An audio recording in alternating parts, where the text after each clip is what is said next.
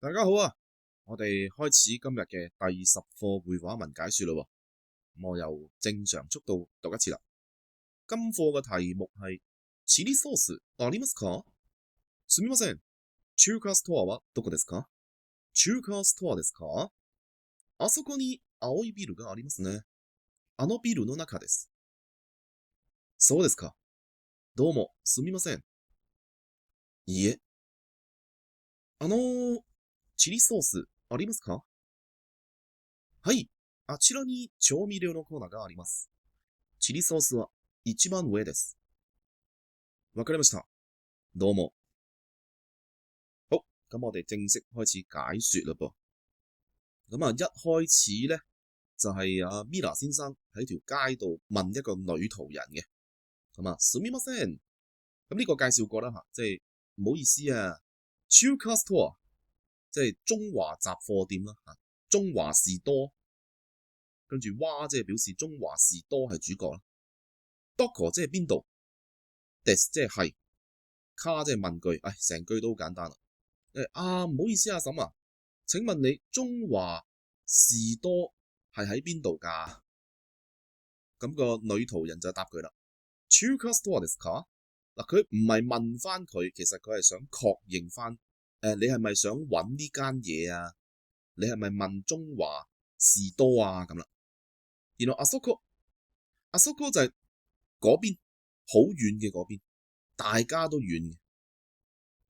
跟住呢就係表示嗰個位置喺邊度，咁你可以譯做喺啊、在啊、於啦。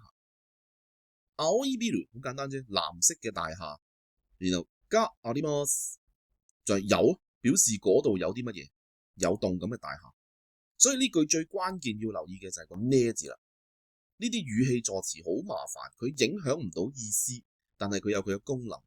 喺呢度嘅功能就係個女人佢想攞 Mila さん嘅注意力，因為佢而家係用緊手指向遠方嘅一棟藍色大廈。我希望你同我同步一齊望去嗰邊，咁我亦做嘅咯。咁所以呢句就係，你揾中華士多係嘛？你喺嗰度咪有棟藍色大廈嘅？嗱，我期望你都望㗎吓，我指完我期望你望㗎吓。咁啊，跟住あのビル好簡單，あの即係距離大家都遠㗎嘛，嗰棟。咁你後面要跟個名詞嘅喎，あの要跟名詞嘅喎，咁啊あのビル fit 晒嗰棟大廈，跟住no唔使解啦，的中即係入面、裡面，係個空間嘅裡面，です就係簡單。OK，咁所以成句就係、你問中華士多係嘛？你嗰度咪有棟藍色大廈嘅？你要揾嘅中華士多就係喺嗰棟大廈入面啦，咁啦。咁啊 Mila さん就覆佢啦，そうですか。學過啦，原本我唔知嘅，你講完我咪知咯，即係原來係咁嘅。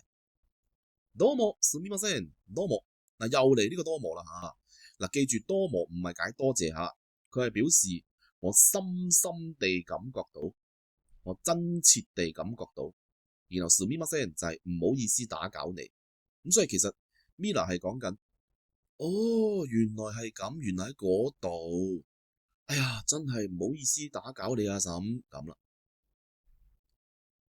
即係表示對方唔使咁講，佢否定對方嘅講法。你唔使咁講，小事啫嘛，問路啫嘛，你又唔係問我借錢，小事啫，唔好客氣。好啦，咁跟住Mila 先生就去到嗰間中華士多，就問個店員啦。即係表示佢有嘢想講咯，佢想打開個話題。係咁嘅，咁咯。チリソース好簡單啫，係辣椒醬。ありますか？あります有，然後卡問句，咁咪即係話有冇辣椒醬啊？咁啊，咁因為而家係一個對話嚟噶嘛，日本人好多時喺對話口語嘅過程咧，佢會省略咗個助詞嘅。咁幾時可以省略咧？初學者我就唔建議你省略噶啦，因為你要掌握晒個意思先。你要知道嗰個助詞冇咗都影響唔到個意思，你先好進行省略。所以佢用你照聽啦，你唔好自己嘗試省略助詞啦。咁啊，店員哥哥就答咯，係，肯定對方嘅問題咯。你問我有冇嘛？咁我嘅答覆咪有咯，有啊。阿黐啦咧，其實就係阿叔哥嘅禮貌版嚟嘅。咁因為你而家係對住個客人啊嘛，你係店員啊嘛。咁但係個意思一樣，即係都係大家好遠嘅嗰邊，你要用手指嘅。呢頭先學過啦，即係表示嗰個位置喺於在咁啦。調味料のコーナー，調味料，哎呀，我呢啲字見到個漢字都估到係咩意思啦。咁加上個 no 係的，然後 corner 就係個專區，咁即係話調味料嘅專區。加あります又學過啦，即係表示有，即係話有啊，我哋有辣椒醬噶，喺嗰度咧就有一個調味料嘅專區嘅。チリソース辣椒醬，哇就係辣椒醬係主角。一番即係最乜乜嘅意思，最乜乜嘅意思。咁你個架有可能6、7層咁樣噶嘛？咁即係話最咩咧？上就係上面，最上面最頂，跟住 des 係啦。咁即係話辣椒醬咧就係嗰個架嘅最頂啦。わかりました。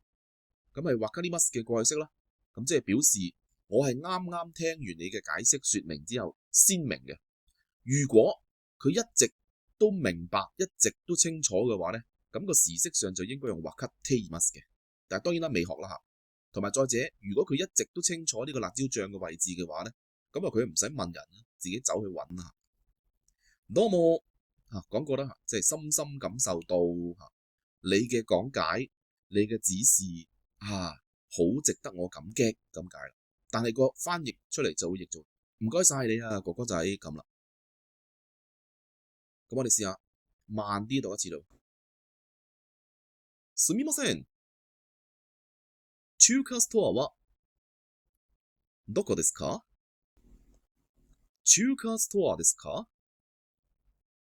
あそこに青いビルがありますね。あのビルの中です。そうですか。どうもすみません。いいえ。